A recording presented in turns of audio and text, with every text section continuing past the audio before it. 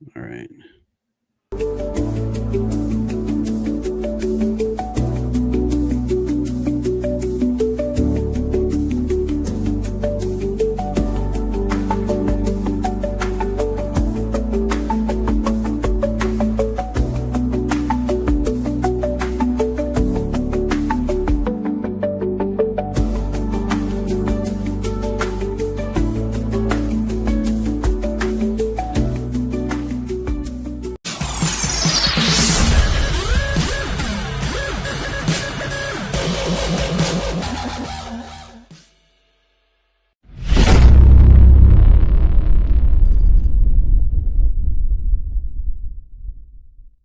Welcome, kayak anglers.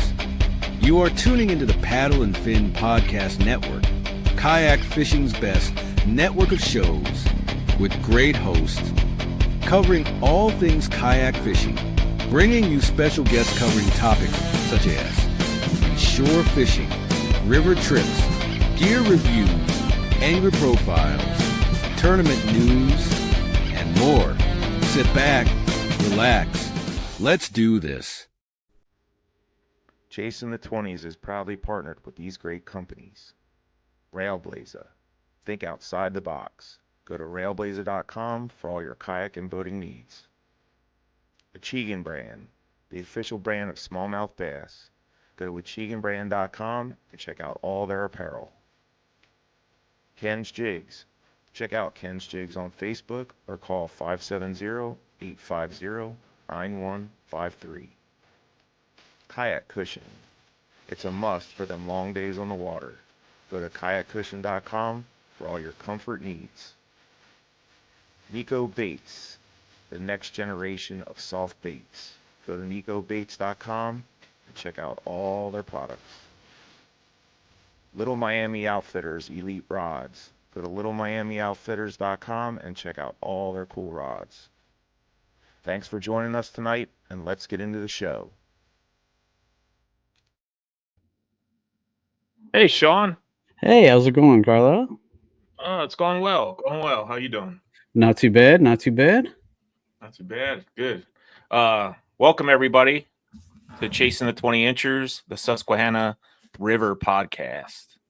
Some exciting news going on around the Susquehanna. I don't know if everybody heard, but that huge smallmouth bass caught by Joe Raymond a few months ago was caught again by, I'm not sure who caught it, Zane Mills or Shannon Probst. They were fishing a tournament together, and they caught the same fish that was caught a few months ago by Joe Raymond. The fish, when Joe Raymond caught it, was 7 pounds. And just recently, this fish was caught, and it was 6.72 pounds. So probably not spawning anymore. What do you think, Sean? Yeah, I don't know. It was up north, right? So maybe it hasn't even got that far yet. Yeah, I don't know. Like, I would be very curious to know, like, how far away this fish was caught from the first time it was caught. I was wondering about that too. You know, and we'll probably never find that information out, but that's pretty awesome. Congratulations to those two for catching it during a tournament. And Joe Raymond caught that fish during a tournament. So, I mean, could you imagine, Sean, putting a 20, that fish probably close to 24 inches, putting that on the board during a kayak tournament? I can't even imagine. I mean, I think like I would just like, I'd be shaking so bad that something would happen. Something drastic would happen while I was measuring that fish. That's why I don't have a picture of my 21 and a half, because I was shaking so bad. I got a picture on the board, and then I held it up like this to get my, shot with it, and it shook and I dropped it. My hands were shaking so bad. So Yep. So I wanted to talk about that a little bit, because that's huge. That's a huge accomplishment for those anglers to catch that fish. So far, like, that's probably one of the biggest fish that smallmouth bass anyway, that I've heard that was caught on the Susquehanna River. But anyway, we're going to get into the river levels right away. The river levels as of today, we have Harrisburg sitting at 4.61 feet. And guys, the river levels are brought to you by Railblazer. Think outside the box. And then we have the Marietta sitting at 36.44 feet. The North Branch Towanda, 2.41 feet. And last but not least, the West Branch, Lewisburg, 3.65 feet. It looks like everything's on the down spiral right now. We did have, the river was up about a week ago, and I heard a lot of people talking that they were catching some big fish at that time. Because, you know, it puts them in predictable areas when the river does go up. And me and Sean were out last Saturday, right, Sean? Last Saturday. And the river was up and it was moving, but I couldn't find any fish. Sean found a couple fish behind the islands, and that's where he looked for them when the river's up. They were in predictable areas. And then yesterday we were out on the Juniana, me and Sean, and the river was moving a bit, but it wasn't super high. No, I wouldn't say, but I'd say it was normal. There was some serious flow going on compared to what I'm normally, you know, used to on the Juniana. And I found some fish, and I posted a video about it earlier today. And Sean struggled a little bit yesterday and just couldn't get on a bite. But I definitely rode the struggle bus yesterday.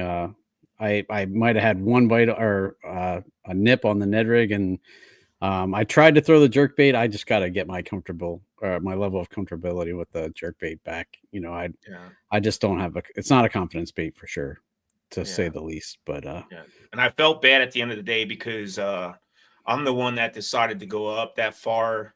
I mean, the fish were there, so we both drove it an hour and a half, and to get skunked driving an hour and a half really sucks. I'm sorry about that, Sean, but I guess it was just my turn to start catching them. That's right. We'll all have our days like that. So I'm not worried. I was happy to get out, and you know, I just have to work on my comfortable level. I was watching, actually, before we started, I was watching that YouTube video of your jerkbait fishing, just watching your technique, trying to see you know, how the best to do it. I tried it standing, sitting. For some reason, I just can't get a good feel on it. And so I'm going to try and mimic you next time I'm out. Yeah. Like I said, it takes, you gotta spend, like, just take one day and only take that rod, you know, and learn the technique. And a lot of it has to do with where you cast. You can't really cast up current because it's not going to work as well, because you're trying to catch up with your line all the time. Yeah, and I wasted a lot of time. It's more like I want to say, like, you almost want to fish the river sideways to get that jerk bait to work right. Because when you kill it, you still want it to move, like, down current, but you don't want it to move too much where your line starts getting tight and then it's just sitting there. So it's a work in progress for you, bud. And I'm sure you're going to catch on to it. When you do, it's going to be lights out. Yeah. Just a matter of time. Yep. All right, guys. Today, if everybody that's watching, I know we got some people on here now, and I appreciate you guys, you know, because I know it's nice outside and it's still daylight. I appreciate everybody that's coming on right now, but we do have a giveaway. I want to show that real quick. I have Railblazer was nice enough to send us some stuff to give away. We're going to give it away at the end of the show. I have 2 rod holders with the cleat, and I also have the clear port. It's like something you can tie your boat off to, and you can also put a rod holder inside of it or whatnot, a lockdown. So I got 2 of these and 2 of these to give away at the end of the show. So just stick around to the end of the show, and we'll do a little count. What is that thing called that you have? Random number generator. Yeah, random number generator. What we'll do is we'll just have people comment a word or something like that, and we'll put it into the system, and then we'll announce the winner here. Or maybe we'll wait till next week and announce the winner. We'll see what happens. But anyway, Sean, if you want to introduce our guests for this week, and then we'll get on with the show. Yeah, absolutely. So back when I was first on Paddle and Fin, I went to a fishing show, and our guest was doing a seminar there, and ended up leaving that seminar and doing a lot of YouTubing, and kind of really wanted to pick his brain a little bit about everything from those videos. And we've had Jeff Little on this podcast, and I'd say this guy, if there was going to be a rival to Jeff Little's fishing knowledge, I'd say it's this guy. So I had him on Paddle and Fin on the Noob Show back in the day, and now I wanted to have him back on Carl and I, our show, and just introduce all our new viewers to him, because he is a wealth of knowledge. So I want to welcome Juan Veruete to the Chasing the 20s podcast. Hey, Juan, how's it going, bud? Good. How you doing, Juan? Can you guys hear me? I don't know how good my connection is. No, it's going good. We can hear you. Am I coming through okay? Yep.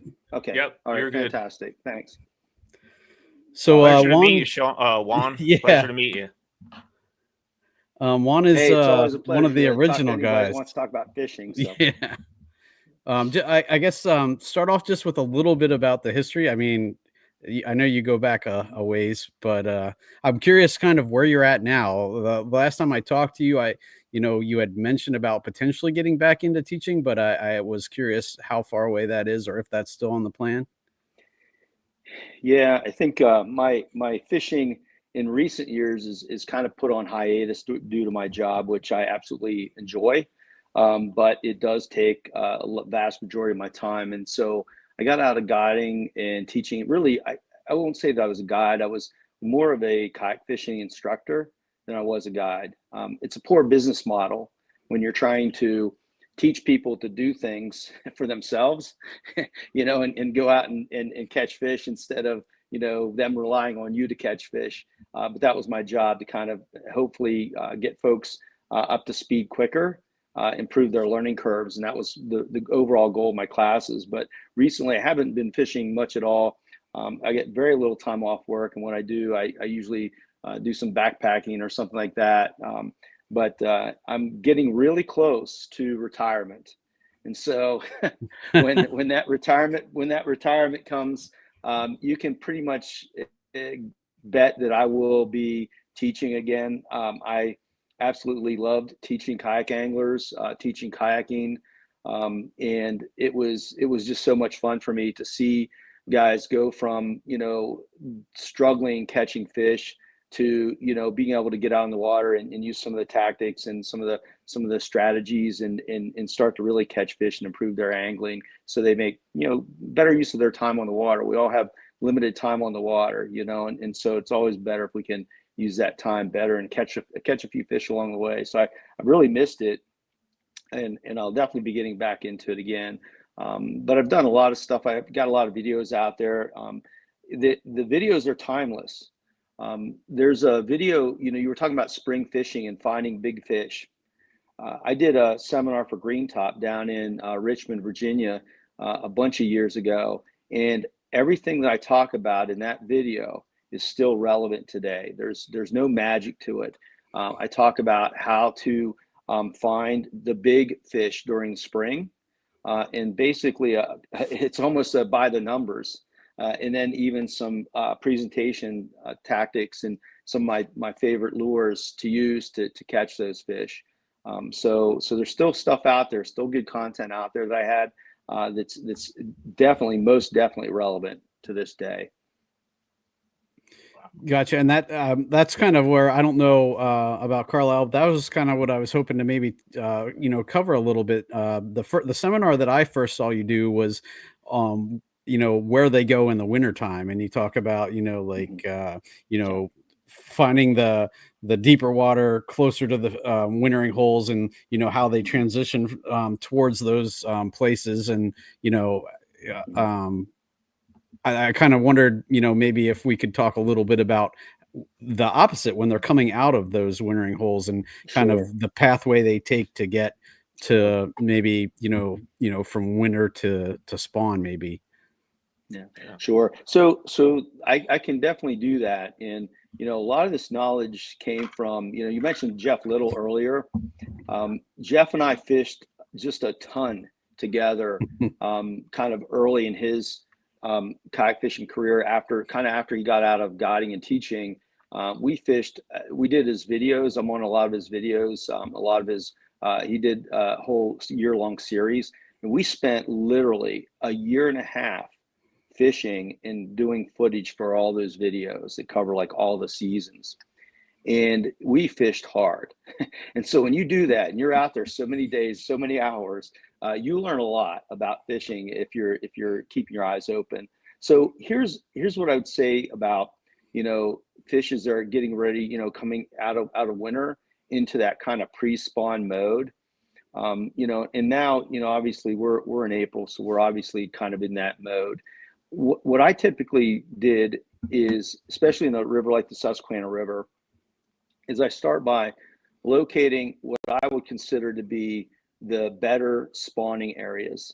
Behind the islands, some tributaries, just those shallow gravel areas that are protected behind ledges too. I mean, those fish in the Susquehanna, they spawn behind big ledge systems. And so finding those kind of shallow, gravelly areas where you believe that there's going to be a lot, a heavy spawn area, those are probably the best. There's a reason there's a lot of fish there. It's because it's a prime area, and I will tell you that fish don't survive, and especially big fish, by doing things that aren't primed. That by doing things that aren't, the best, right? And so what I would do is find spawning areas over time. If you're fishing the river enough, you get to know where you see big, pockets of spawning fish and so forth. I'm not necessarily even interested in those fish that are moving shallow. Like that's going to be the males, right? They're going to move shallow quickly. They're going to build the nests. They're going to wait on the females to come up. The females are going to come up, and then the females are going to go back, right? So the real trick there is, I don't find any utility in targeting those big spawning females on the beds or in the spawning area. And, if you go through those areas, you'll know that it's a spawning area because you'll coast through there in the spring when it spawns on, and you're just catching all those little male bass, right? You've seen it. You're catching like 5-10 male bass, and they're biting really quick. But those are things I take note of when I'm fishing, because then I know if I'm catching a lot of male bass in that area in the spring, that's an area I want to come back to maybe next year in the pre-spawn, right? And check out some things. And so when you're looking for those bigger females, what you really have to do is start by looking at, at those spawning areas, but then you want to start to look at the structure around that area, because those fish, remember, they're moving from the wintering pools. Again, big fish do the smartest stuff. They're not going to be just hanging like where there's current all winter long, where there's a little pocket of area, where they can hold up. They're going to be typically they're going to be in the biggest, nicest wintering pools. And so you kind of look at those spawning areas closer to those bigger, better wintering pools. And a lot of times that's where the big females are going to be headed. So how I find them, it's like hunting for deer, right? You find the food plot, you find where they're bedding, and then they're going to the food plot, right? And so you're going to intercept them somewhere along the way. And it's exactly the same thing with those big smallmouth bass as females. What I do is I start to mentally back off and look around at the structure off of those spawning areas. What I'm looking for is major, deeper current breaks.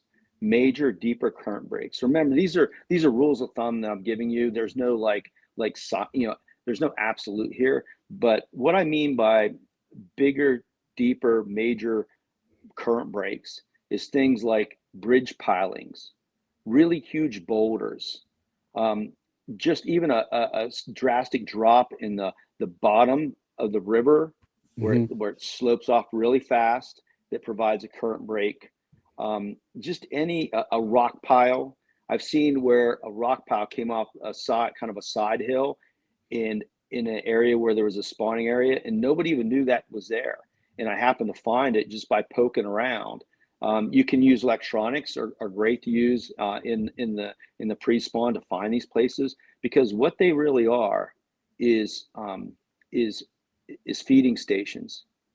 Remember, those big females, they are producing eggs, and they're going to want to be where they can be out of the current but get food, and they like to be deeper, right? So I wouldn't look at like maybe a couch-sized boulder that was in 2 feet of water, right?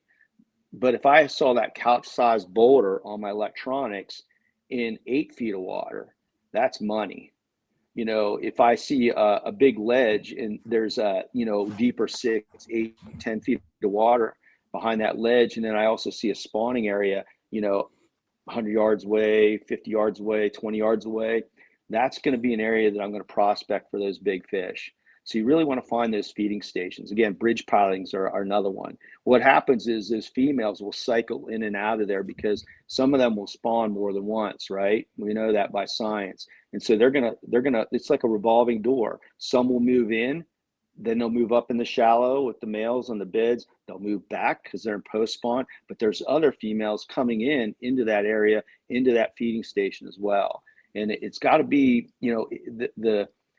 the best ones you can find, quite honestly. I found bridge pilings are some of the best ones, but those submerged ones that nobody sees, where you're getting like about a 6-8 foot drop off of some kind of ledge that's submerged there that you can't even see from the surface, and it's near one of those big spawning areas, that's money if you find something like that. And some guys will randomly catch a fish there, right? But they won't know that's why they're catching the fish there. Mm-hmm. They just think that fish is out in outer space. You know what I mean? Like those fish aren't in outer space at that time. You know what I mean? They're hanging on something. So those are the kind of things you want to look for. I just call them feeding stations. And again, I go into pretty great detail in my green top video, and I actually map it out. Like I actually have a chalk talk about it that shows it from different cross sections and so forth. And I go in a little bit more detail, but you're looking for feeding stations close to spawning areas, and that's where you're going to focus all of your efforts. I don't even bother going shallow, because I think that's time-wise, it's a kind of a monumental waste of time. I don't find, that I don't want to pull a female off the bed to begin with, you know what I mean? But, it is what it is. So at any rate, that's kind of how I find them. So that's locating them, okay? And it's not that difficult. It is not that difficult. Now holding position in a kayak, I do it a lot of times without using an anchor, just because I use different techniques, paddling techniques to do it that I used to teach in my classes. It just seems more efficient to me. But other times, you might be in a situation where an anchor is good. And when you find one of those feeding stations, it should have some still deep water in it. And then those fish will move to the edges, closer to the edges when they really want to feed, right? When they're kind of neutral, they're going to move into that really, really still area and just sit there. When they want to feed, they're going to kind of edge towards the edge of that current too. So you want to make sure that you're kind of realizing that too. It's kind of like the spot on the spot, right? It's like, okay, I'm going to drag my crawfish through this dead water area because I think that's, where they're at, but they actually might be on the edge of that. And it could be either side, or they could be in behind, just waiting on food to come up over top if it's one of those submerged ones. So that's how you find them. And like I said, it's not rocket science.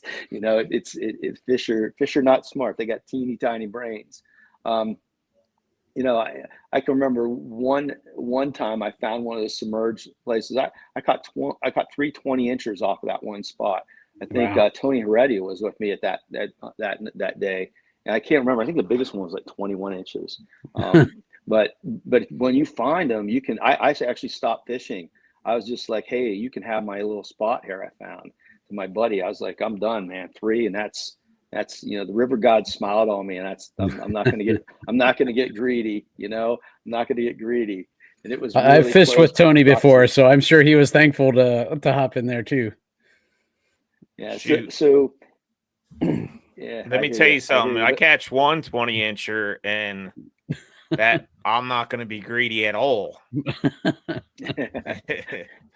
I was like, it happened so fast. I was like, there's got to be one more in here. And then there was one more. And then I was like, there's got to be another one. And there was. And then after that, I just shook my head and I was done. I was just like, I'm out of here. Like this is not. That's an awesome day. It's too much. There's other guys who have done that. So it's not an unattainable goal. It's not an unattainable goal. So, now how do you catch them? Like, I think you were talking about jerk baits and again, in that video, the green top video, I go into some detail on the baits, but it just depends on the mood of the fish. Think about top, middle, bottom, right? And probably in the spring, you're not going to get much of a top water bite. You know what I mean? So you're probably talking more middle of the water column to bottom. And then it's like, okay, how fast does that bait need to be moving to get any attention, right? Sometimes the slower the bait, the better, because they're just not in that mood, right? One of the things that, some of my staples during that time of year are jerk baits. And so I use a lot of jerk baits, and actually I pulled one out, and right here's one of my favorite ones. It's a Lucky Craft Aurora That's perch. juicy. Yeah. And so that's one of my favorite ones. And then another really good one, and I rarely talk about like color and stuff like that, but a lot of times and I talk about in that seminar about different colors for different scenarios, different color water. Here's another one. I like this one no matter, it's like what I call green water to brown water, right? So it works kind of in that murky water scenarios, but it also works in clear water. This is Dirty Water Devil. It's made by a Pennsylvania guy who makes lures in Pennsylvania, and it's one of my go-tos. It's an awesome color. But I'll actually take these. This is one of my favorite springtime baits for pre-spawn. This crankbait right here, and I'll tell you why in a couple minutes. And what I do is, you can see here, this is a shallow run. It runs like 4 to 6 feet, and then I have another the same color that'll run like 8 to 10 feet. That's really important because you want this thing to be hitting bottom, right? And so, to trigger those strikes in the spring in particular. And so I think it's important, guys, to realize that you really have to, get down to the fish. Like I said, it's middle and bottom usually this time of year. So you want to be in that middle of the water column at worst, probably on the bottom most of the time. So I'll use 2 different size bills, but the same color. And that way I can even have a lot of times, because like Juniata, you guys were talking about fishing the Juniata in the spring. When you're looking for pre-spawn big females, you're gonna hit shallow water, you're gonna hit deep water. That's a shallower river, right, on average, even then more shallow than the Susquehanna. And so I find that having 2 different crankbaits saves me from having to retie, or even just did you ever run a crankbait that's shallow running? You get to a deeper spot and you're just running it. You're not hitting bottom, but you're too lazy to tie something else on. That may have happened to me once or twice. That happened yesterday. And honestly, this time of year, you're probably missing fish. You're probably missing catches. So it's worth it to tie on another crankbait. One little trick too that you can do with these crankbaits, if I find myself missing bottom a little bit with the shallow runner and I'm not hitting bottom, I'm not really feeling it grinding bottom, I'll actually dip my rod deeper into the water, straight down, and just dip it down until I catch bottom again. Sometimes it's just a matter of you just hit a deeper spot, right? And then you start grinding hard. You just lift your rod tip again slowly and just keep working the bait. So with the crankbaits, you definitely want to keep them. You want to keep them on bottom. With the jerk baits, that's more of a middle of the water column, but it's still good for those neutral fish because it's hanging there. It's just hanging there, and now I could get into a lot of different nuances here, but let me talk about one more bait. Maybe two more baits. Definitely a spinnerbait in the spring, and you're probably not going to be running it in the middle hard, right? Now, if I can, I'm going to fish it fast in the middle, but probably in the spring, you're going to be slow rolling it, bouncing bottom. That configuration I use is probably pretty heavy. It's going to be about a half an ounce minimum. And that's kind of my sweet spot for the Susquehanna and the Juniata, about a half an ounce black. Again, we're probably fishing mostly green water to dingy water this time of year, probably not fishing a lot of clear water. So I do have some chartreuse I use in clear water, I have literally two different color spinner baits. It's all I use. I Now, know it sounds ridiculous. are you remember- using willow blade or Colorado blade? It in the summer and in clear water, I tend to use a willow and a Colorado combo, and I use a 1/2 ounce spinner bait with the chartreuse and white trail skirt on it, and then spring almost exclusively I use a black spinner bait with black skirt with a big Colorado, as big as I think I can get away with, big black slow rolling. Colorado. Yeah. And I'm slow rolling. Yep. So you're and just I'm getting just getting that thump. Yeah. Yeah. The other trick there, I'm gonna clue you into something I talk about my classes too. Fish are predator, right? They're predators. Yep. They look for something different, right? They notice things that are different. That's how predators work. So when a lion hunts on the Serengeti in Africa, it notices the one springbuck or whatever the heck they're eating out there. It notices the one thing. My Wild Kingdom days when I was a kid watching Wild Kingdom, the one when you're watching the film, you don't even see what the difference is, but that lion notices there's one that's just not moving as fast. It's got a little bit of something going on with its leg, and that's the one it goes after because it notices differences, right? When we as humans walk, right, we're predators too. We walk. If you're walking in the evening and you see a tiny flash of light in the wood through the woods, it draws your attention immediately.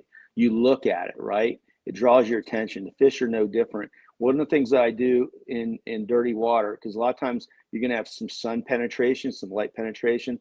I'll have some strands of chartreuse worked into my black spinner bait. So I don't want it all black. I want that little bit of a something else. Even in my soft jerk baits soft paddle tails that I use, I'll literally put a chartreuse dot on the chin, the bottom, so that when it rolls, it makes almost like a flash. And I'll actually, instead of making the whole tail chartreuse, I'll just make the back of it chartreuse so that when it flips, it's like a light, it flashes on and off. Now, these are things that I do that I can't tell you 100% that these things are the things that work. And I'm not one of those placebo people. I'm like the last person that would believe in some placebo, but I have fished next to guys so many times. Whenever I help them do those things, they start catching fish. To me, that's it, right? We got to experiment here. The guys, and this with that swim bait trick, that soft swim bait trick, I've fished next to guys not catching fish. I'm catching more fish. And we do that little trick because I bring markers with me.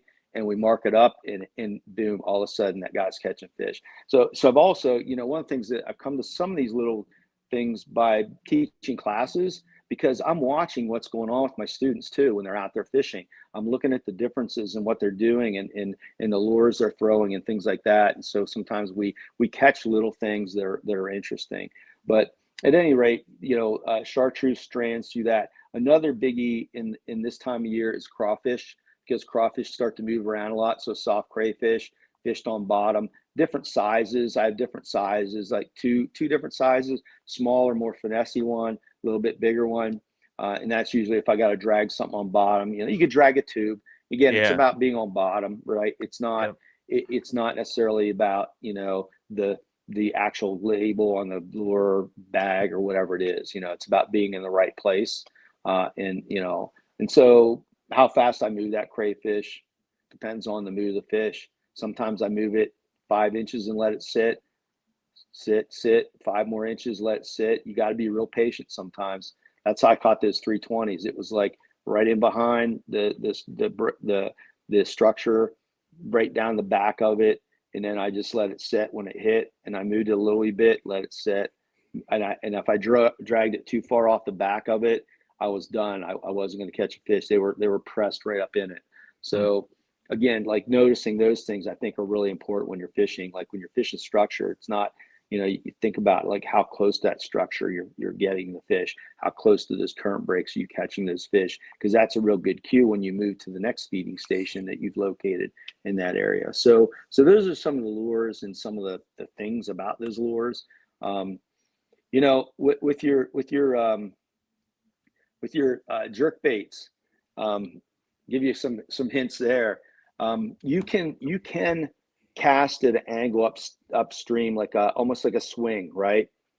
And what I typically do is if I want it to hit something, like say I got a submerged piece of structure, and I could see like a flat area where where the current, is not moving behind a ledge or something like that. And that's where I want that thing to end up. I'll cast up and past it and kind of swing it. But at the same time, I might take 3 hard cranks to get it down, right? First, because I want to get it down the middle water column. And then I'll let it drip. I'll let it swing into that current. Like it's kind of like you got to finesse it a little bit, right? You're casting the right distance away and kind of like judging it. Crank it down 3 cranks, and then let it swing, and you'll swing right across. You might be even with that current break or that still water, and then jerk it a couple times into that spot, and then it's in there, right? You're in there, you're deep then, and then you do it again, and you let it set. So that's one way you can get the jerk baits down. I find with folks when they're fishing a jerk bait, they're even not being patient enough. They're not actually putting that bait where those fish are, where they think it is, and that just takes a little bit of practice. And you guys also, I heard you talking about speed too. All my crankbait fishing is from upstream to downstream.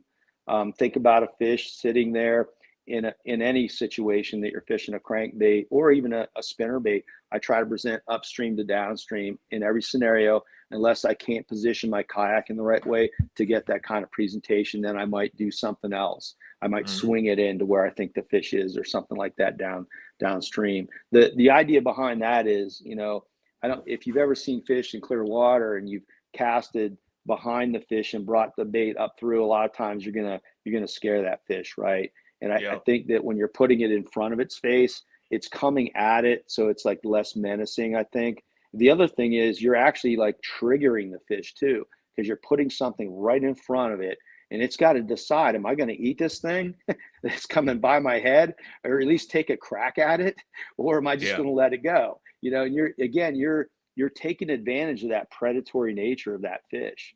And so that's some of the things I talked about in my classes, just taking advantage of that predatory nature, because those fish are not smart. They're not smart at all. They're just made to poop and eat and lay eggs, and that's about it. That's funny you say about casting upstream, because I mean the majority of my fish yesterday on the Juniana were I was casting kind of like on a 45-degree angle or so, but swinging it. Yep. You can swinging it. Yep. And then, but there was one fish, and it was the biggest fish of the day for me, was when I was actually, the current was ripping so hard yesterday that it was really hard to stay in one spot. So we started getting into some real shallow water right at the beginning of this island, and I casted downstream, and I made like 3 jerks, and boom, 17-incher. And I don't know if I must have just casted right on top of his head. That's what I'm thinking, because 9 times out of 10 you're not fishing a jerkbait downstream. But that was cool. And also we started it's tough to Go ahead.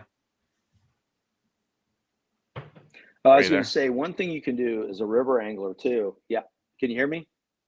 Yeah. Yeah. There's just a little delay but it's good. Okay. Okay. So one thing you can do as a river angler, all of my rods are high speed. Now, all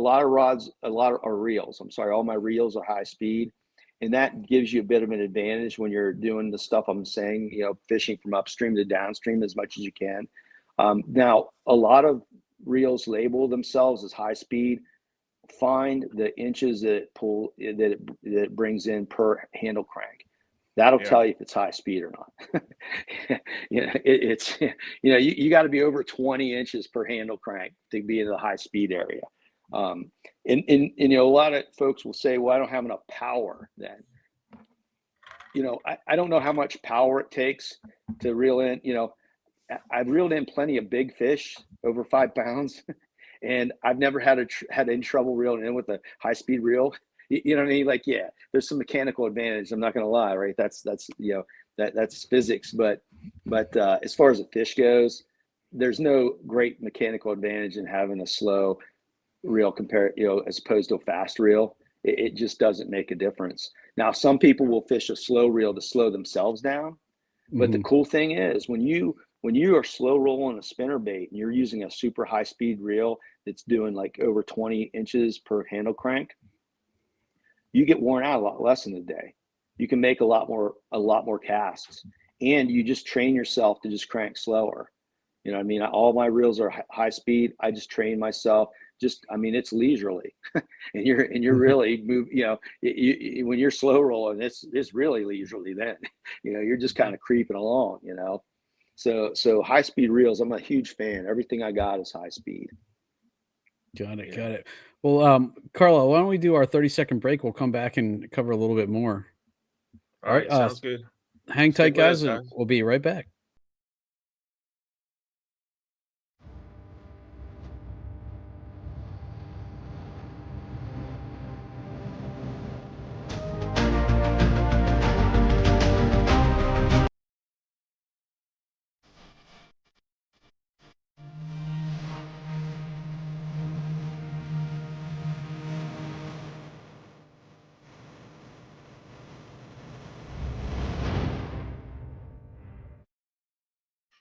All right, guys. Well, welcome back to Chasing the 20 Inchers, Susquehanna River podcast. We are speaking with Juan Veruete about pre-spawn, like springtime tactics, and just got done talking about jerk baits. That was going to be one of my big questions when you first started talking about where you were finding them, is how the heck you fish that with a jerk bait. But that makes a lot of sense, that you cast up by it, crank it down. Now I was thinking about cranking it down. Are you going to run into that obstruction, or you just want to crank it down enough to kind of glaze over top of it and then jerk once you're by it to get down into that area? Yeah, I like to, let's say it's a rock. I actually, like a big boulder, even a chunk of ledge rock there. I like to cast up and on the other side of it from where I'm at, and then crank it down, and then just behind it. I try to hit the back corner of it, you know what I mean? And then just bring it in from there. Obviously, it's a timing thing, it's a current thing, and then I'm usually swinging them, right? You don't necessarily, cast the upstream unless I'm in a really, you could do this. Like if you were in, say, bridge piling, you could pull up in behind like the tail end of the bridge piling current where it's not breaking the current as much. And you could cast right up to, say, the left of the bridge piling, and then crank it real hard into that soft water so you can get some bite with your bill, and then you get it down. So you could do it that way, but that's definitely harder. I use a swinging technique mostly up, swing down to where I want to be when I'm using jerk baits. Or, as you said, you can swing downstream from you too. I mean, that's what fly fishermen do with their streamers. They swing downstream. So they locate what they want downstream, their target downstream, cast to it, and then swing into it. So. And do you usually hit those areas with not a moving bait or like a crankbait or a jerk bait first, and then if you're sure there or think there's a fish there, you'll come back with like the crawl, like you were saying, and work it a little slower? Yeah, it depends on the day. Honestly, like what I do is if it's been really cold and it's been raining, and the water chills up a lot, then I'm going to probably slow down first. Okay. And then I'm going to speed up. But I will probably do both. I'll probably try to drag something and throw a crankbait through there. Like the crankbait is my spring kind of bread and butter, and the spinner bait, and then the crawfish bait or tube or whatever it is. So I might do both. I typically fish both because you got time. I mean, when you're fishing areas like that, you're so focused on the feeding stations, and you might only have 3 or 4 or 5 of them in one area, right? That you're moving around to. And so you want to really, make sure you're trying a couple different lures, but the crankbait's a good search bait, and you can move that super slow across the bottom. So, I might do both. I don't know. Yeah, Sometimes I just guess. I just guess and move from there. Yeah. I threw a crankbait yesterday, bunch. I just maybe wasn't throwing in the right spots, but I would not get a bite on the crankbait. As soon as I started throwing the jerk bait again, I'd get bite. Yeah. Yep. There you go. Well, that's again the move of the fish, right? The jerk bait is more stationary, right? It's Yeah, hovering, yeah, and so again, it goes back to speed. How fast do they want that bait moving? And on that yeah. day, what you're saying to me is, they really They didn't want wanted it anything to move. slower. They Yeah. Yeah, they, they want it I threw a slower. They chatterbait were almost all day and didn't get anything. So yeah yeah. So yeah. we kind So of should have put the puzzle together, Sean, yeah by a little bit more communication of what we were doing, because I mean, yeah we weren't communicating very well as far as what we were throwing. So maybe, we probably could have put the puzzle together if we would have communicated a little better and you know realized that they wanted something a little slower. yep. That's funny you say that. In my classes when I was teaching, if I had 3 or 4 guys in a class, which was pretty typical, 3 or 4, what I would do is I would do a lot of talking in the morning, like go through some strategies and so forth, and I would have them basically, I would give them a box of lures that I had this kind of like pattern development system, and I would give them a box that would help them do that. And what I would do is I would bring them together after 30 minutes of fishing. I would let them fish for 30 minutes. You had 3 or 4 guys fishing for 30 minutes on the Susquehanna. I would bring them in, and honestly, most of the time somebody caught something, and we compared notes. Where did you catch the fish? Well, how deep was the water? How fast was the current moving? What lure were you using? How fast were you moving it? Was it in the top, middle, or bottom of the water column when the fish hit it? Those are really important things to be asking yourself. And when you have buddies, just getting together, helps refine it. And what I would do in my classes, a lot of times, we'd fish for a while. We would gather some data, basically some data. We would compare notes. I would go through the questions because I'm hoping that they're also learning. Like, these are the questions you have to ask yourself. You know what I mean? Like, I'm not Yeah. asking this question just because I'm 100%. asking the Yeah. questions. Like, these are the questions you have to ask yourself when you're on the water, because really you're just a data collection person on the water, really, to be honest with you. If you're really approaching it right, like, you're systematic. You can go by gut, but it's better to go by variables and what's happening, in the data. But at any rate, you do that 2-3 times during the day, and everybody's catching fish. You know what I mean? Like, it just, That's a good and, idea. and again, my goal wasn't to catch fish in that class, because sometimes we're catching fish and I'll move on to something else because I need to teach them something else, right? Because it's like, yeah, that's great, the fish are doing, we figured it out, we know how to pattern these fish today, but I need to teach you some things that are going to work a different day. You know what I mean? When the fish are like, we might be catching fish on jerk baits, and I might say, hey, let's learn how to throw a crankbait and how to use it at different parts of water column, how to use it in different speeds, those kind of things. But comparing notes as an angler, if you're fishing with buddies, is really important. Example of patterning, where, one day I was fishing on the Juniata with 3 guys in my class, and they were not catching fish for about the first hour. And I'd caught fish like crazy in the area the day before with some another class, and they weren't catching fish. And they were actually doing the same thing that the guys the day before did, unbeknownst to them.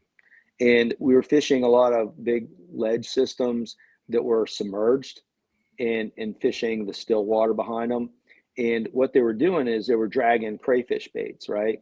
And when they were reeling them in, I noticed that one of them got a little excited because a fish swiped at it, right?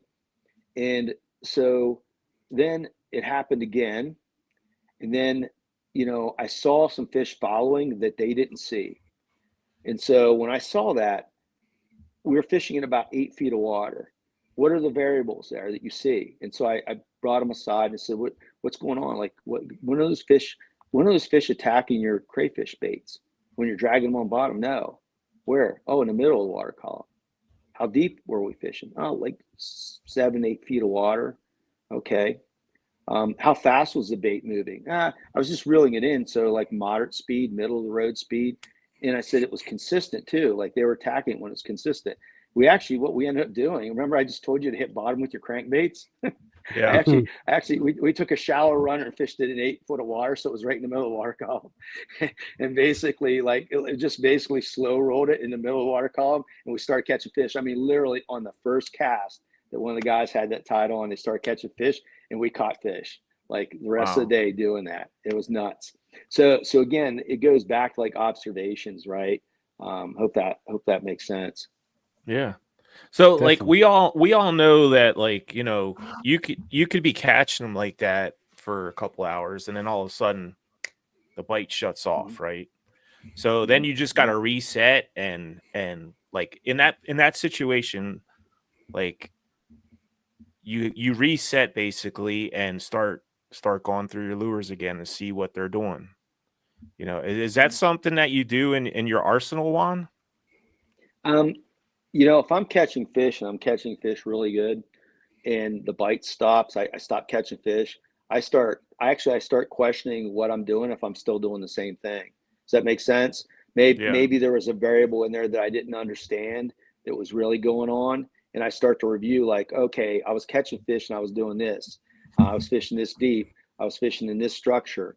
You know, and so I go through that first before I go nuts and just start weeding through lures and stuff like that. I start thinking about whether or not like what I really thought I was doing was what I was doing. Does it make sense? You know, and I have seen that.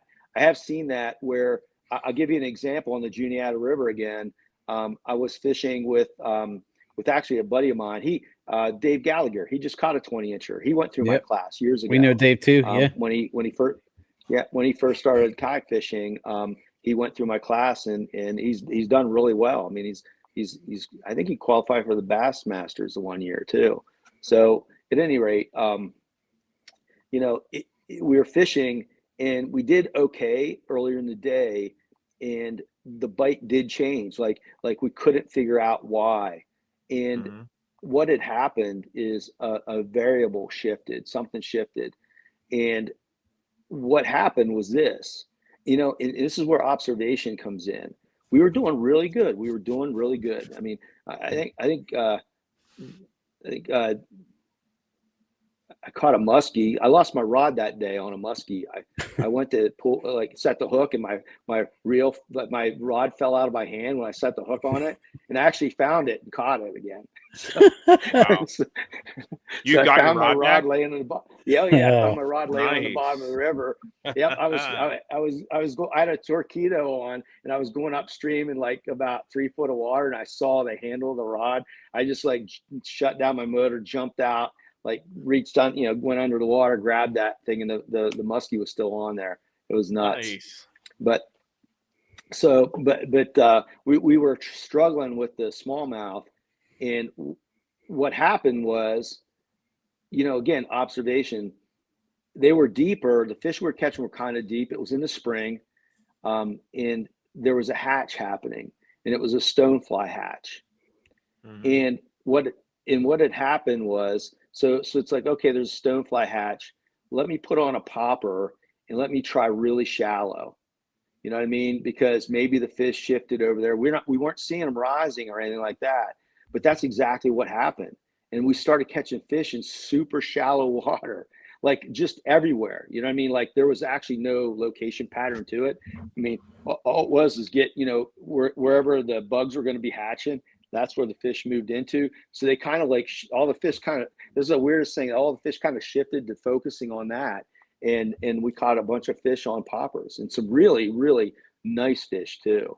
Really nice smallmouth too. That was on the Juniata. So Jason Ortiz here says, good afternoon. Just got back from Steelton and he caught a 20.5, 4.39 pounds. It was awesome. Hey, congratulations, wow. Jason. That's an awesome fish. He's in the club now. He's over 4 pounds and over 20. Nice. Yes, sir. Very nice. Yeah. So, yesterday, me and Sean made a trip up to the Juniana, and when we launched our kayaks, we went upriver and we got into, what was it, about 6 to 7 foot, Sean, Yeah. water depth, Mhm. and we were fishing up there a little bit in that depth range, and nothing special. We were just, casting out to the middle and working our jerk baits, and I think Sean was fishing a chatterbait back, and I think I caught like 3 or 4 in the deep water. Well, then we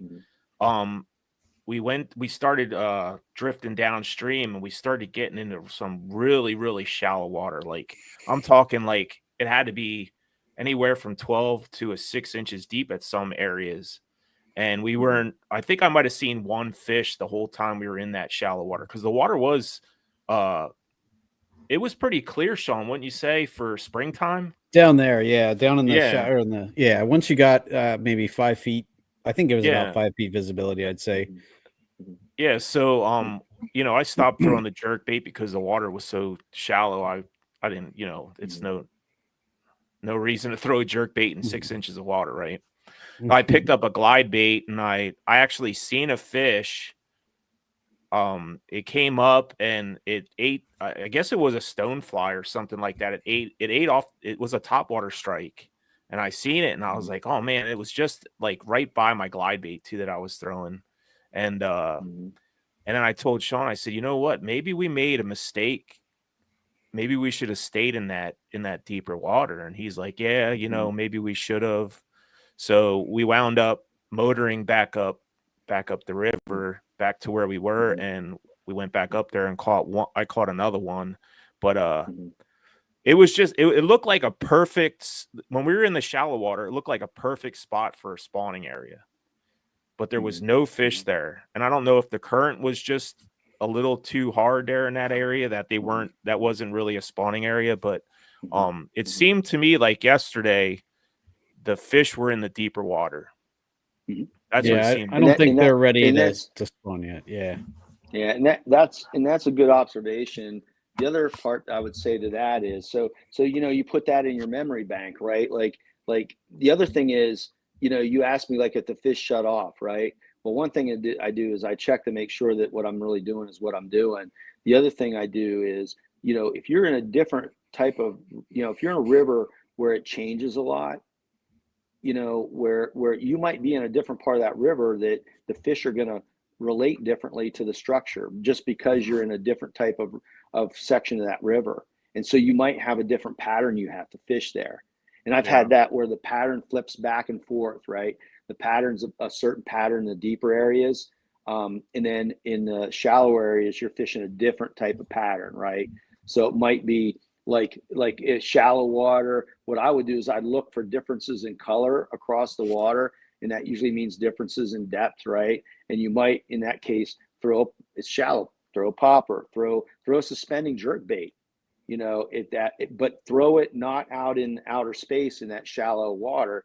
Throw it to those specific deep pits, right? I mean, you see it, you go through this area, everything looks like it's, 2 feet deep, but there are some deeper pockets, you know what I mean? Yep. And so maybe that's what you got to do in those areas. Look for those little bit deeper pockets, look for a boulder out in space or something like that. You know what I mean? So the pattern might change because just the structure of the river changes for a certain section, and so you might have, and I have done that where I'm fishing 2 different patterns in a day, depending on the structure of the river and the depth kind of changes the pattern. Makes sense? Yeah, That makes a lot definitely of makes sense. Yeah. You see a lot of the really good kayak fishermen that are out there, the ones that post videos on YouTube and stuff like that, where they have like 3 or 4 rods sitting right in front of them with their baits dangling off the front of the kayaks, just for that reason. Yeah.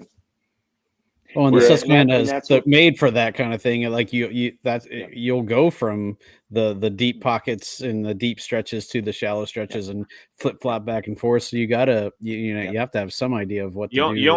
You almost have to have, like, if it's, let's say that the bite that day is a chatterbait, you almost have to have a 3/8 and a 1/2 ounce tied on for that day, depending on what kind of water you're covering for that day. Yeah, I'll take usually 8 to 10 rods when I go, and I use, the thing it does too, like you asked about, like, what do you start with? I might throw 3 or 4 different baits at the same type of structure, right? And that helps me cycle through baits faster. One great bait a lot of guys overlook. It's a great pattern finder. It's a good search bait. Is a soft swim bait. You can fish a soft swim bait on top of the water. You can fish it in the middle, and you can fish it on the bottom if you rig it right. And so you can fish a swim bait in all different areas of the water column. And that's one of my favorite baits to set a pattern with. Especially in the summer. Especially in the summer, it's really good. It's a really, really good search bait. Had a lot of luck with that. But yeah, your pattern can change depending on the section of river you're in, you might fish. In the Susquehanna is a great example of that. There's might be a section that has a lot of weed islanders, right? So those fish in that section with a lot of weed islands, they're going to relate to something, right, differently. And then I get to a section that's ledge. I have to implement a different pattern there, right? Yeah. If it's all ledge rock, so I'm fishing a completely different pattern, and that's useful in knowing when to switch gears, right? Because you might say, my swim bait was working great up in the weed beds and stuff like that. Well, that's a different pattern, right? And maybe a different more than fishing in the ledge system, or maybe a spinnerbait would be better, or a crankbait would be better for those fish, just because the way they're positioned on the structure, because of the bait that they're after, or the mood that they're in. Does it make sense? Oh, So absolutely. being able to identify the patterns for the certain area of the river that you're in at the time is really important too. Yeah. For me, it's always a argument with my brain myself, is like, I'm going through the baits and I'm throwing it at the same structure or whatnot, and I'm always thinking like, well, maybe there's not a fish there, or is there a fish there and I'm still throwing the wrong stuff? Like, you go through that argument with yourself in your brain all the time. And that's where it helps to have a buddy too. You know what I mean? But again, my starting point is usually driven by the watercolor, the depth, the flow, and the temperature of the water. That's usually, I use that to help me get a starting point with what bait I want to try that day. Hope that makes sense. Absolutely. Because if it's clear and low, I'm probably not going to slow roll a ½ ounce, 3/4 ounce black spinner bait. You know what I mean? I might, but probably not. And so I let the water conditions, the flow, the clarity of the water really drive my presentation, because first and foremost, the fish has to be able to find the bait to hit the bait, right? And the other thing I say to myself too, let's face it, the Juliana River and Susquehanna River, they're awesome rivers. Usually where you think there's going to be fish, there probably is fish there. You just have to figure out how to catch them. Yesterday, for me, the Juniana is like, it's not as target rich as the Susquehanna. Like, you go out on the Susquehanna and there's targets everywhere. The Juniana, to me, it's like there's a lot of targets that are underwater that you can't see. So, why don't we go through that real quick? Like, say you're on the river, you're on the Juniana River, and you don't see many targets out there, obviously. Because all your targets are below the surface. All your targets are below the surface. So where do you, for the viewers out there and the listeners that are listening, where do you start in a situation like that? Same, like middle, bottom, same thing. Well, the fish are probably going to preference a certain depth. And here's one thing I've seen in the Juniata River, especially in the wintertime. This is going to be hilarious. You'll have a bank coming down, right? That's a pretty steep drop down to like maybe 6, 8, 10 feet of water, right? So it's coming down like it, and it's dropping pretty quick. If there's a boulder on the side of that thing, there might be 5 or 6 fish lined up behind that boulder, because the Juniata is just a small river with not, in that section, there might not be a good wintering pool, right? Or whatever, right? Yeah. And so in the Juniata in particular, there are places where there's structure, there's ledge rock, there's boulders, there's chunk rock, where you can visually see it under the water, or you can see it on the surface. But there's a lot of river. What I look for there is, the drops from the bank into the channel of the river. You're always going to get this effect, right? Sometimes it's very shallow, right? But what I'm looking for in the Juniata a lot of times is this effect coming off the bank. If I get a drop, it might be shallow for a while, and then it drops 2, 3, 4 foot, and then it comes right back up. That drop is where those fish are going to line up, and there's going to be chunk rock and boulder there, and that's ideal for crankbait fishing. Because you can run that crankbait down that contour of that bank, and that's why a lot of my fishing in Juniata is done by crankbait, because I can bring it down those slopes where you're looking at the water and you don't see a bunch of ledge rock, you don't see grass islands, you don't see a cluster of boulders, right? But you get these changes in depths. There are many areas in that river, where you got some deeper water, and you're just looking around saying, where should I start? And I'll also visually look to see if there's boulders under, like on that drop. And obviously that's where I'm going to focus my efforts, because those fish are going to line up on that drop, nose up into that boulder that's sitting on the side of that drop, and you catch a ton of fish. And if they're not active enough to hit a crankbait, you throw a crayfish and bring it down off of there. Yeah. But that's one of my big things on the Juniata fishing. Changes in depths. Does it make sense? Fishing and they can be very. That's why when you said, "Oh, there's shallow water," right? Well, I'm going to look for a different color water that signals some deeper water, even though, because it's relative, right? Because 3 foot is better than a foot to some fish, right? so it's relative, right? You don't get those like massive, like 10-foot divots, where in the Susquehanna, like you get the big changes, right? Stuff that drops from like 4 foot to 10 foot, whatever, So yeah, a river like that, it's important. You do have some, weed growth there at times in some areas, so you can use figure out a pattern for the weed areas, grass islands.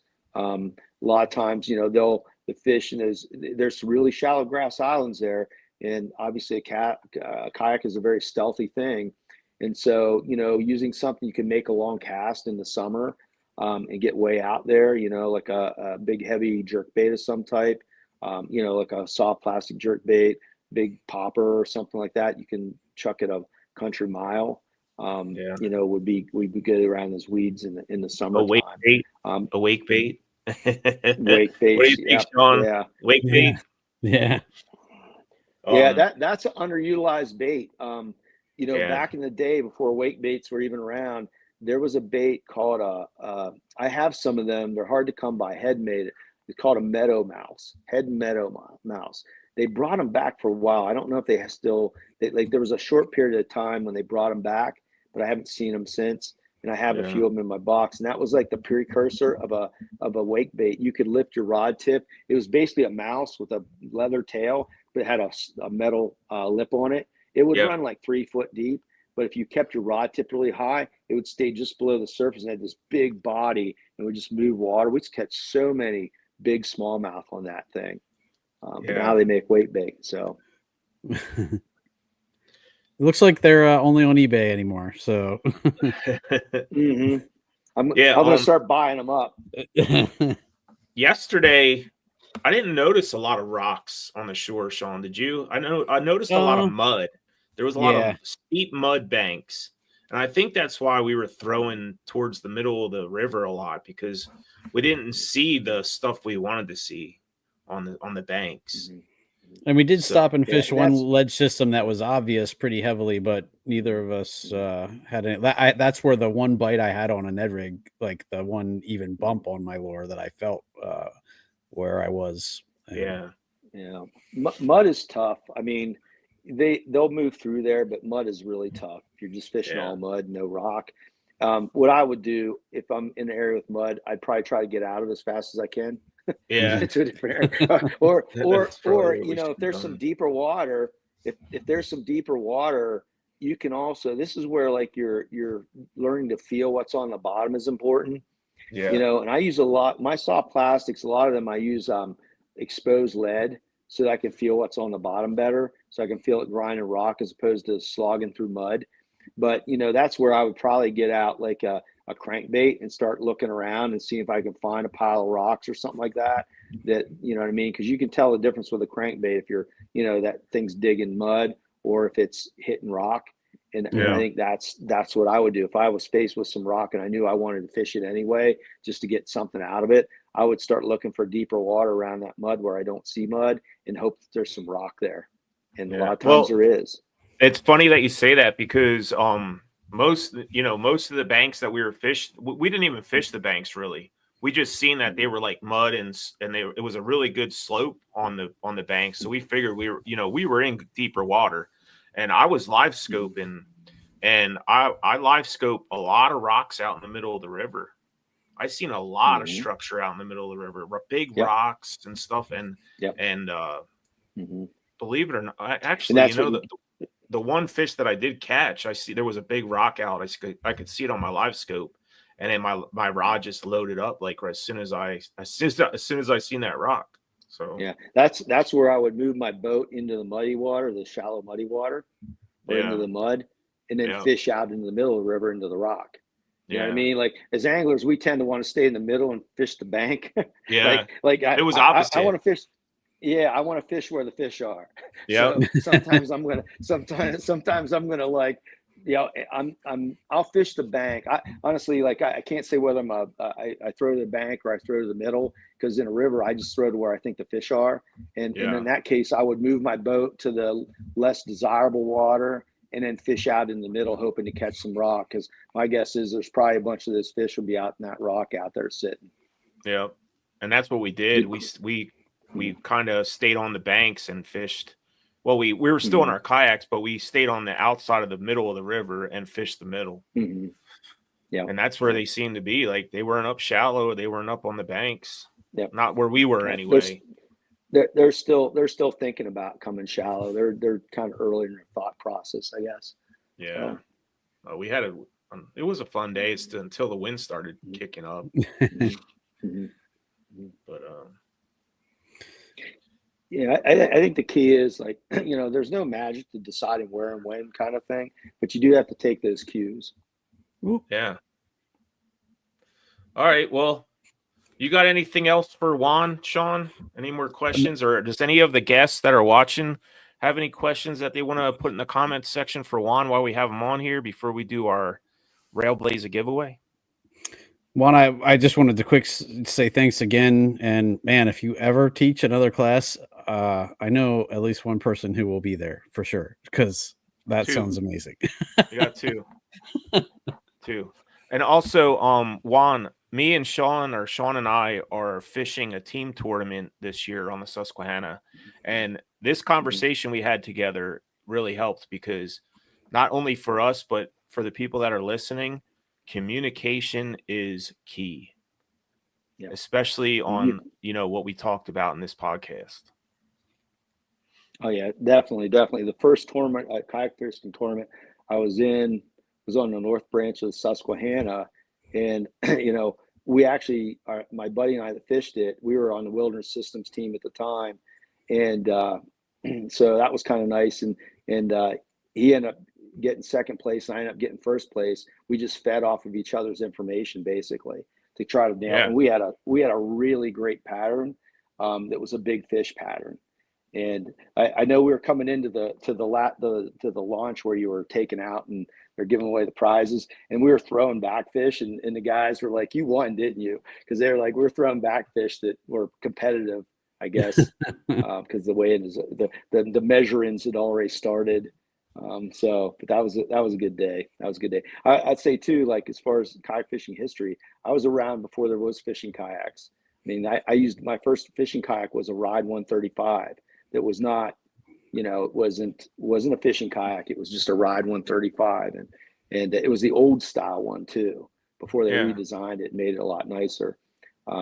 And then the rest, you made all your gear back then too. You made your crates, you made your rod holders, you made anything you needed. You pretty much made it. They didn't have any companies. Early.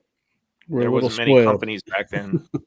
No, the first company that I pro staffed for was Yak Attack.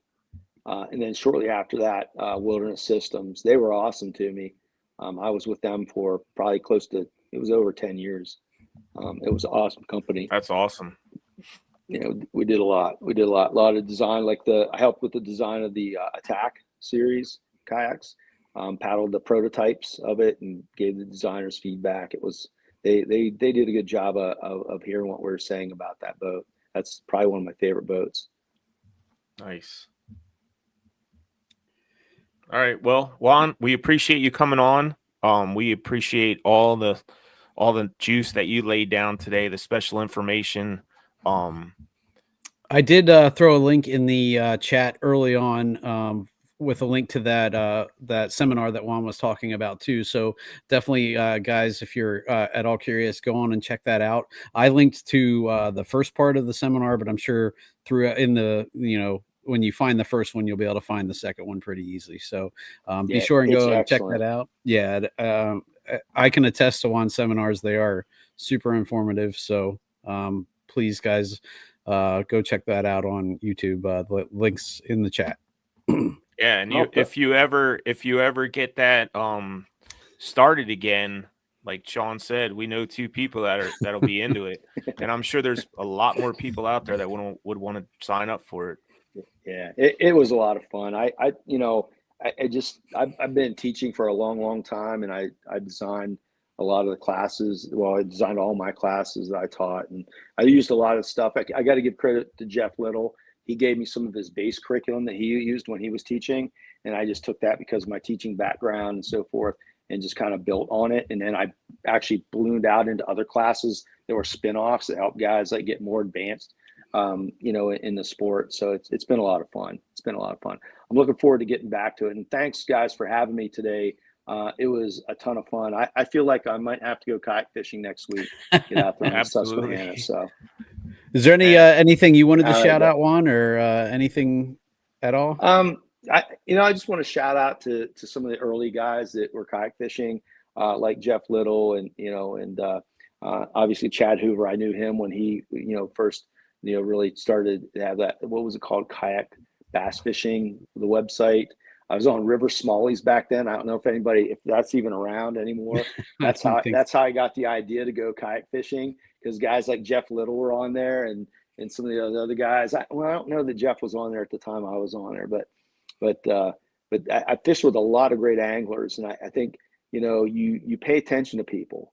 I fished with some of the best guides on the Susquehanna, and just being around them, fishing with them, and always be open to learning things. If you're an angler listening to this, you always have something to learn.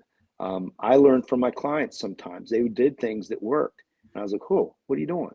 And so I tried to learn from people too. So I think as an angler, we always have to be learning. We have to be observant. I think that's my number one tip: be observant and be observant key. Like a scientist. Be observant like a scientist. Like, take in the facts of the situation. Don't worry about the theories. I always hate it when I see like on some of those pro bass tournament things, like, well, the moss was growing on the other side of the tree, and and then the spring gale blew up, and I just knew it was going to be a bite on the blah blah blah blah blah blah blah, right? I'm just like, oh Lord, it ain't that hard. It was just yesterday. It was like the first bite that I got. I was like trying to give information to Sean, and I'm like, shit, I don't remember exactly what the heck I was doing. So once the second bite, I was like, okay, I paused it, and he bit it. Yeah. So then I, passed a little bit of information to Sean, but it was just like you get caught up in the moment so much. You're like, oh my God, what the heck was I doing just then when I got bit? Well, it was like the week before I texted you, they're in front of the islands, and I meant on the bottom downriver side, and you gave me false information. Carlisle was throwing above the islands, in front of the islands the whole time, and I was like, "Oh, I'm sorry." Having those little conversations is really helpful too. between your angler buddies. Because again, thinking back to when Jeff and I spent a year and a half, and we also had a couple other Susquehanna guides in there, that were boat guides doing the video with us too. And just the trading of information in terms of observations, you know what I mean? Yeah, Not, it's you know, huge. well, I think that this and I think that, right? Like the observations were what was the most powerful in trying to learn things that were really useful for angling. And I think that time, you know, that you know, Jeff and I spent together doing that series of videos was just, I mean, we picked it apart all year long, like winter, spring, fall. We had it down to a science. I mean, it was like, it That's was awesome. So That is awesome. yeah, it was awesome. All right, fellas. Well, All right. gotta Thanks for coming on, I gotta Juan. do We some work. appreciate you. Yeah, sorry to keep you The a little. OG. No, this was awesome. If you guys want to talk about anything else down the road, you got a specific Definitely. topic, I'm more than happy to jump on anytime you guys need somebody. So have a good Definitely. year fishing. Keep those big fish pictures coming. All right. Yes, sir. Will do. Hopefully you get out Thanks. soon, Juan. Thanks for coming on. We Oh, I appreciate will. you. You guys Thanks. have motivated me. I think I got a little bit of time on Saturday. I got to call Dave Gallagher up and see what he's doing. Maybe we'll head down to Susquehanna for a day. I'll try not to do any work on Saturday next week. So There you go. Our All right, work is Juan. done. Have a good night, all right, bud. awesome. All righty. What do you think, Juan? I think I wish Juan was still teaching. So, Yeah. but maybe we'll have to see. Maybe if there's a business for that, maybe, you know, once we get get a good idea of what's going on, we should get into that, because it sounds like there's a market for that. And it's always good. I mean, what's better than teaching people how to catch fish? Oh, heck yeah, You know, dude. I think my life would be stress-free if I had that job. Juan could probably tell you some stories that would change that attitude, but yeah. Well, So- you want to do this giveaway, or how are we going to do this, Sean? So I think what we should do is, anybody who's still watching, throw your name in the chat and we'll assign a number to you. And then we have a random number generator. We'll just set it to the number of viewers that we have, or the number of people in the chat. And then we'll spin the wheel and let it pick the winner. So Yeah, we'll do that. And then whoever wins, just send me your information on Facebook Messenger, and I will get you the products right away. So we'll give that a little bit of time. Looks like we have still about 12 people on here. All right. So put your names in Roger will be number 1. Scotty will be number 2. Yeah. Well, we'll give it a little bit yet and try to see if we can get some people on here to what we're giving away is 2 Railblaza rod holders and 2 of the, I think they're called the clear cleats. They're like it's like a starboard kind of cleat that you can put on your boat or whatnot. Richard will be number 3. Come on, guys. We need more than 3. This is what we got. Look. We got rod holder, and then we got the clear port here. We're going to give away 2 each. I'll have to check out that clear port. What you said, it's like a cleat that you can tie off on? You can just tie off on, and then you can also use it as like whatever has that star. Oh, it's a base. Okay. Yeah. So it's like a cleat and a base. Okay. Yeah. So you can put camera mount. You could put rod holder. Basically anything that has that star on it in Railblaza. What I like to use, and guys, I have 2 of these on my boat.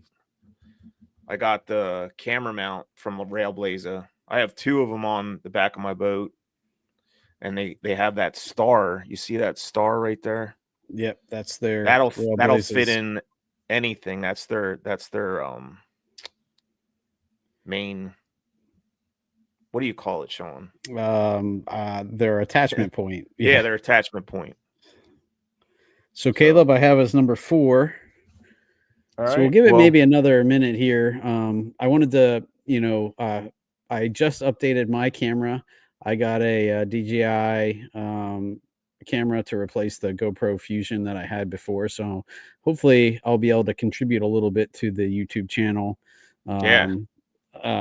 here shortly. I liked my 360, but it just the post editing was just such a pain. It just was not intuitive or easy, and like my old computer would take. I'd basically render that video overnight because it took that long to render. Like a 3-minute video took overnight on my old computer. So I'm kind of excited to get out there on the water with the new camera. And Yeah, you'll like that thing, Sean. yeah, I was playing around with it tonight before we came on, and I'm excited. So, and for you guys that didn't see, I did post the video from yesterday's fishing trip, just some of the catches. And we're getting close to hitting 500 subscribers. So we're at 450 right now. And I'd like to see us hit 500 before summertime. So if you guys can help us out with that. And, we're only 50 away. So. Alrighty. So I think we have right now 4 people. So I set our magic wheel to 4. And are you ready to give it a spin here? All right. So let me hop back over here. We'll give it a spin, and we'll see who picked here. And number 1.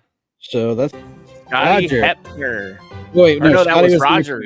Yes, Roger was number 1. Yep. So Roger, you're the winner. So Roger, make sure you either reach out to Carlisle, or you can message us through however you want to get a hold of us. Yeah, just try to get a hold of us and give us your mailing address, and we'll get this sent out to you. You got 2 rod holders with the mounts, and also the 2 clear ports that you could also use for either tying down your boat or your kayak, and mounting a camera mount or a rod holder or whatever on there. So congratulations to Roger. Yeah. Well, thank you guys again for tuning in. And anything else, Carlisle, you want to add? No, just what an awesome guest we had on. I told you I would learned like it. I learned some stuff today. I can't. Yeah, wait to get out when we were trying to figure out who to go on, I was like, oh, I got the perfect guy. So yeah, it was awesome. Alrighty, guys. Well, we will close it out then for this week. Thanks for everyone who hung out with us the whole time. It's going on close to an hour and a half, and you guys are super troopers for hanging in there with us. So we'll be back in 2 weeks with another awesome guest. But until then, get out there on the water, be safe, and enjoy yourself. All right. Thanks, guys. See you next time. All right. Oh, I lost the outro. Where is it? There it is. Thank you for tuning in to the Paddle and Fin Podcast Network. We hope you enjoyed the show. Don't forget, for future shows, like, follow, share, and hit that subscribe button. Make sure you check out our individual channels and accounts too. Want to be a guest on one of our shows and talk of adventures, gear, or products? Contact us. Thank you for watching The Noob Show with Matt Gibson, Chasing the Tide with Dustin Nichols, The Rusty Hook with John Rapp, The River Run with Adam Fraser Pross, May Contain Fishing with Daniel Woodcock, Chasing the 20s with Carlisle Esterly and Sean Lavery, Friday Night Bites with Brian Schiller. Thanks for tuning into the Paddle and Fin Network. Subscribe and always wear your PFD.